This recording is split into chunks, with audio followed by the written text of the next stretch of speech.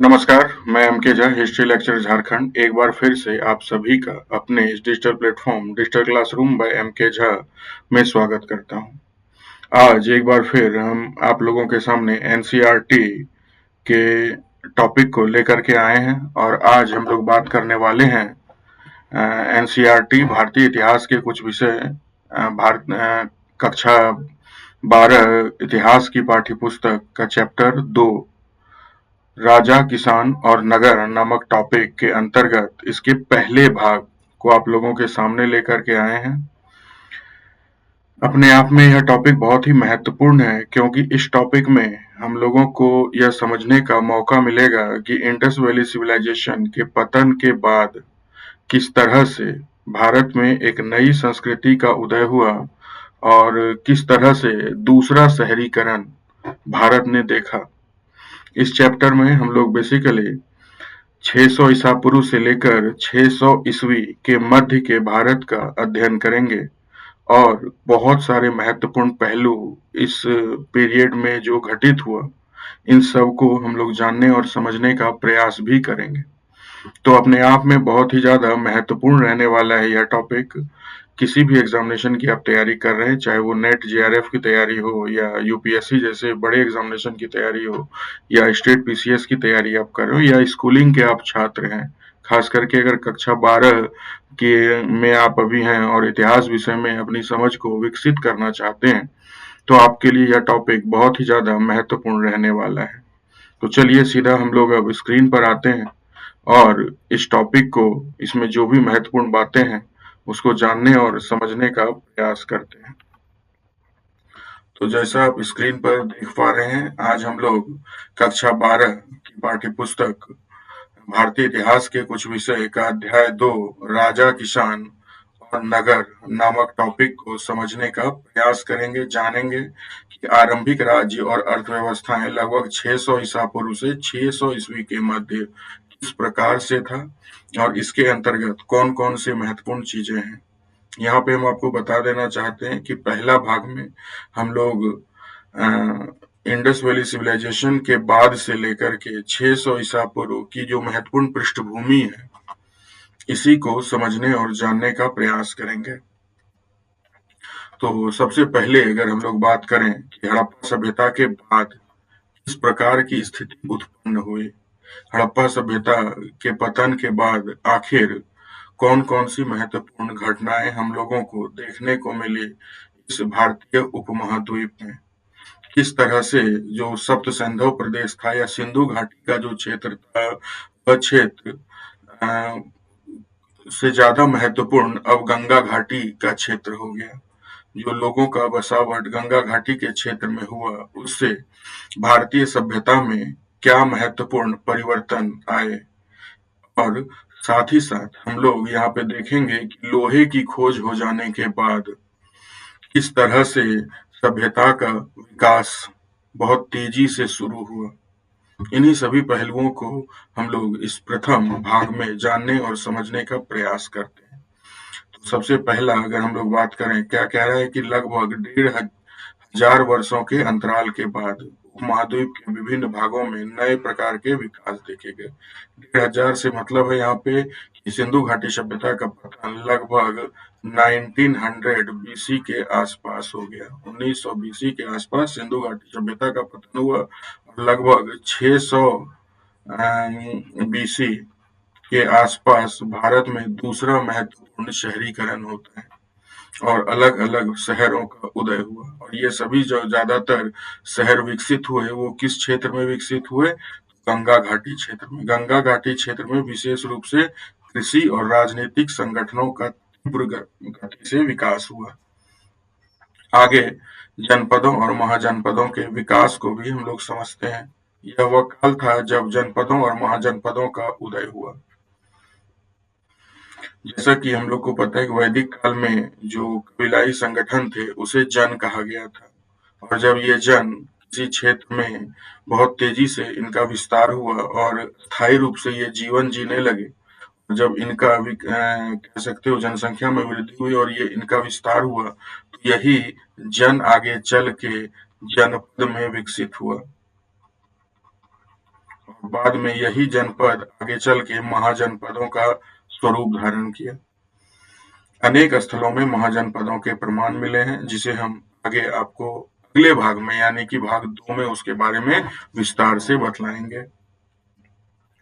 नई प्रौद्योगिकी की बात करें कि इस टाइम में कौन-कौन सी प्रौद्योगिकी हमारे सामने आई, तो सबसे पहली और सबसे महत्वपूर्ण प्रौद्योगिकी आई, वो लोहे का उपयोग था।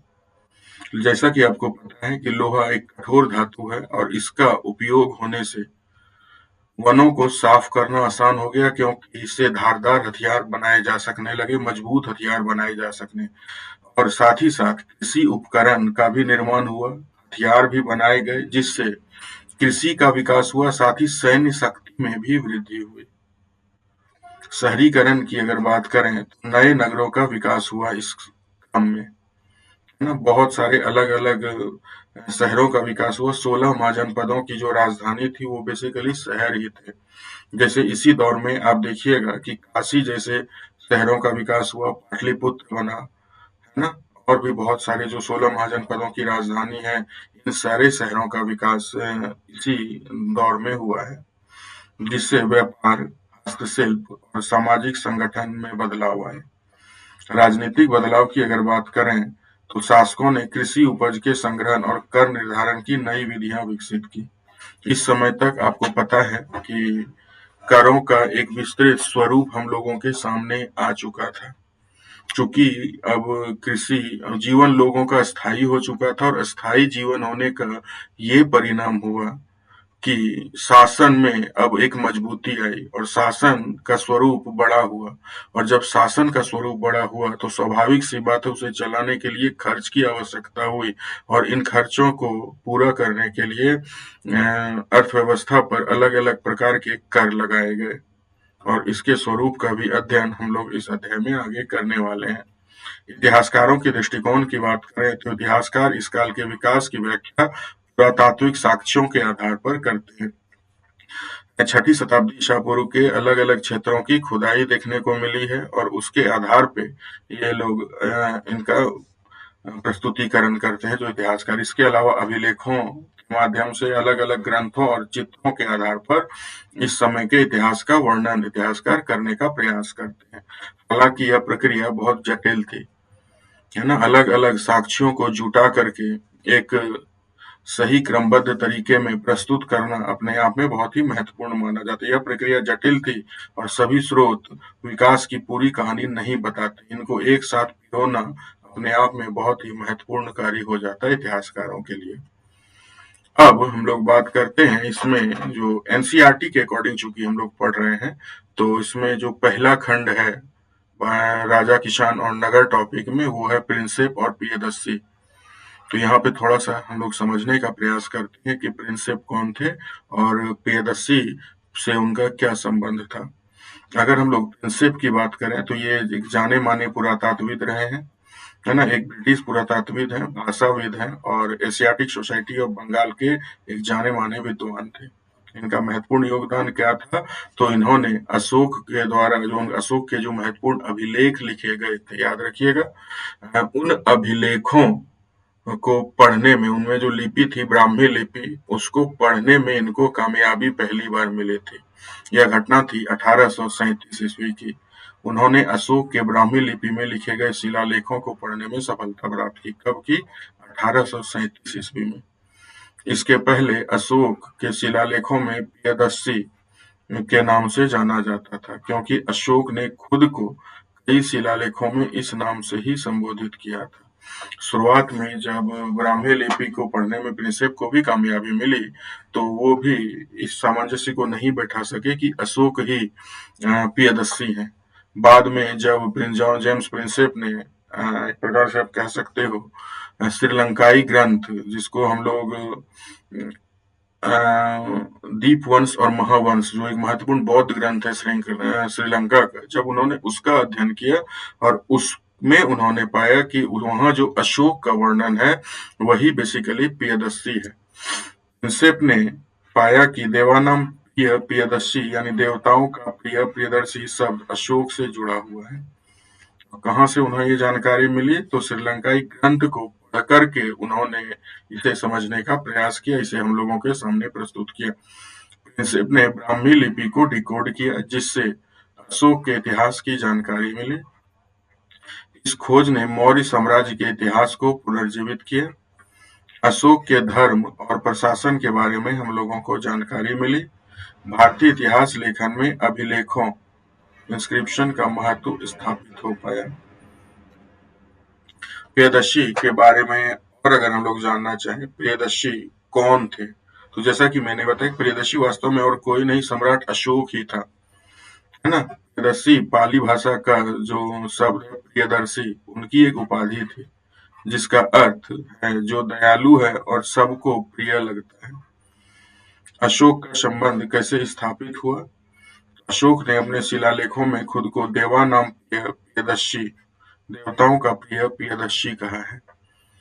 कुछ शिलालेखों में केवल प्रियदर्शी नाम मिलता है, जिससे पहले यह स्पष्ट नहीं था कि यह अशोक है।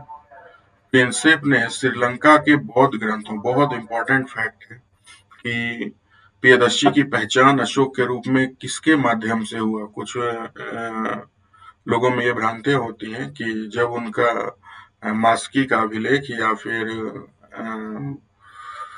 उदयगोलम का अभिलेख मिला और उसमें जब अशोक का नाम पाया गया तो फिर उनका सामंजस्य प्रियदर्शी से बैठा, लेकिन ऐसी बात नहीं है। प्रिंसेप ने सबसे पहले दीपवंश और महावंश नामक ग्रंथों का अध्ययन किया और इसमें मौजूद अशोक की तुलना उन्होंने प्रियदर्शी से की और इसकी पुष्टि करते हुए अशोक ही प्रियदर्शी है यह बतलाने का प्रयास किया। प्रियदर्शी के नाम का महत्व क्या है, ये समझने का प्रयास करते हैं। तो यह अशोक के धार्मिक और नैतिक सिद्धांतों को दर्शाता है। अशोक ने बौद्ध धर्म का प्रचार के लिए इस नाम का उपयोग किया।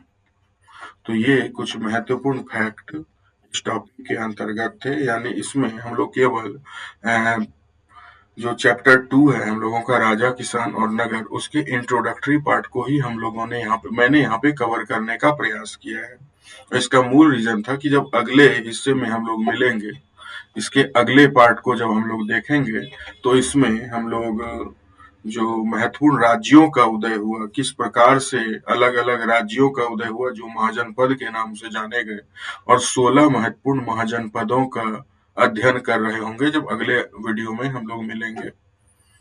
तो आज के लिए इतना ही रहने देते हैं और मिलते हैं आप लोगों से अगले वीडियो में। हालांकि यह वीडियो काफी छोटा रहा बट इंफॉर्मेटिव रहा, और चूंकि एनसीईआरटी के तरीके से ही हम लोगों को पढ़ना है, ये जो वीडियो हम बना रहे हैं इसका मकसद एनसीईआरटी को एनसीईआरटी के तरीके से ही आपको समझाना है, आपको बतलाना है।